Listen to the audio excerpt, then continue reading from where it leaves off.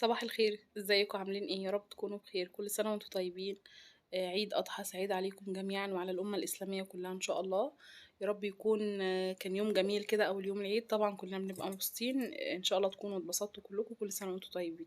هنعمل مع بعض النهاردة دي أكلتي المفضلة أول يوم العيد. أنا مش بعمل فتة، هو الغالب بيعمل فتة، ولكن أنا مش بعمل فتة. هنعمل ايه مع بعض؟ هنشوف الأكلة بتاعتنا اللي هي أسهل أكلة بصراحة، أنا بعتمدها على طول في العيد.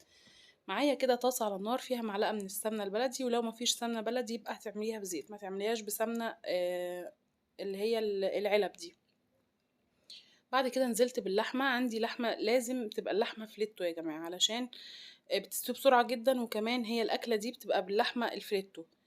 حطيت كده طبعا اللحمة وسبتها لحد ما اتشمعت، وبعد كده نزلت بعود من القرفة مع ورقتين من اللورة، وبرضو قلبتها الناحية التانية علشان تتشمع بالشكل اللي انتوا شايفينه ده. هتبتدي تنزل مية، هسيبها لحد ما تشرب ميتها، وابتدي ان انا احط التوابل. عندي ملح وفلفل وكركم وشوية من جوز الطيب، بس مش اكتر من كده. لو انت حابة تحطي شوية صغيرة من البصل بودر وتوم بودر برضو بيدوا نتيجة حلوة جدا. انا هنا حطيت بصل بودر وتوم بودر.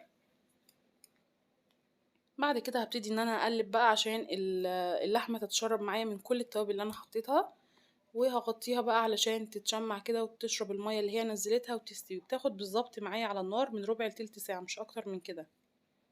هنا بقى في الوقت ده هعمل مع بعض الرز البسمتي. الاكله دي بتبقى عايزه رز بسمتي. هنا على طول اللحمه على فكره دخلت في سوا، ما اخدتش بالظبط ربع ساعه او تلت ساعه.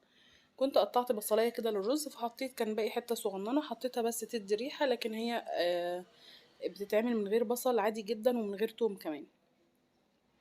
هنا بقى هبتدي ان انا احط التوابل بتاعتي بتاعت الرز. حطيت عود من القرفة مع ورقة لورا مع شوية كده من بودرة الزعفران، وبصراحة كانت بودرة الزعفران عندي قليلة فحطيت كده معلقة صغيرة من الكركم. وابتديت ان انا اقلبهم مع البصل علشان طبعا الريحة هنا بقى مش قادرة اقول لكم بجد حلوة جدا. بعد كده ضفت بقى مية او شوربة على حسب ما انتي حابة. لو هتحطي شوربة ما تحطيش ملح، ولو هتحطي مية يبقى هتحطي الملح عندك. هنا بقى مهم جدا على اللحمة لما خلاص تكون استوت تماما، بحط معلقتين كبار من دبس الرمان ومعلقتين كمان من الصويا صوص. ولو هتحطي صويا صوص ما تحطيش ملح خالص، لان الصويا صوص حادق وبيملح معايا الاكل. فانا مش بحط خالص في اللحمة دي ملح، لاني بحط صويا صوص، وهي انا بعتمدها بالطريقة اللي انا بقولكوا عليها بالظبط. هبتدي اقلب. طبعا الصويا صوص ودبس الرمان بيدي معايا لون تحفة وطعم وريحة فظيعة. وهنا خلاص بقى الرز البسمتي كنت نقعاه في ميه دافيه لمده 10 دقايق او ربع ساعه، وبعد كده نزلت بيه في الشوربه لما غليت، وده شكل الرز عندي تحفه. هو كده خلاص اتشرب. هنزل بقى بشويه كده من الزبيب. عايزه اقول لكم بيدي طعم حلو جدا للرز.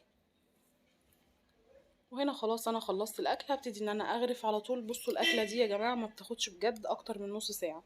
الرز على طول وبيتعمل في نفس الوقت اللي بتعملي فيه اللحمه. الموضوع كله سهل جدا، علشان كده انا بعتمد الاكله دي دايما في اول يوم العيد. بصراحه منجزه. وكمان طبعا لو انتي بقى واحده من اللي هي يعني ما عندهاش وقت، مش فاضيه تطبخ وكده، فدي اكله بجد منجزه جدا جدا. لحمه جميله ومستويه والسوا بتاعها حلو جدا. هبتدي بقى ان انا اغرف الرز بالشكل اللي انتوا شايفينه ده. انا بصراحة بحب كده على طول. ده نص كيلو رز، فعلى طول كده فضيته في الصينية او في السيرفيس بتاعي يعني. نزلته كله بالشكل ده، وابتدي بقى ان انا احط معاه اللحمة. طبعا الصوص بتاع اللحمة احلى من اللحمة نفسها، بصراحة طعمه حلو جدا. طبعا كمان تغيير انا كمان بعمل معاها كبده، بس هنا انا ما كنتش عامله كبده بس على طول. بعمل لحمه وكبده، بعملها بقى بزياده شويه، ممكن تقعد معايا يوم اتنين. بتتحط في التلاجة لو انتي بقى يعني مش فاضيه، بتيجي تسخنيها ما بتاخدش وقت خالص. فبصراحه دي بالنسبه لي الاكله المنجزه والمنقذه. وبكده خلاص الفيديو بتاعنا النهارده يكون خلص. اتمنى يكون عجبكم. لو عجبكم ما تنسوش لايك وسبسكرايب للقناه. لو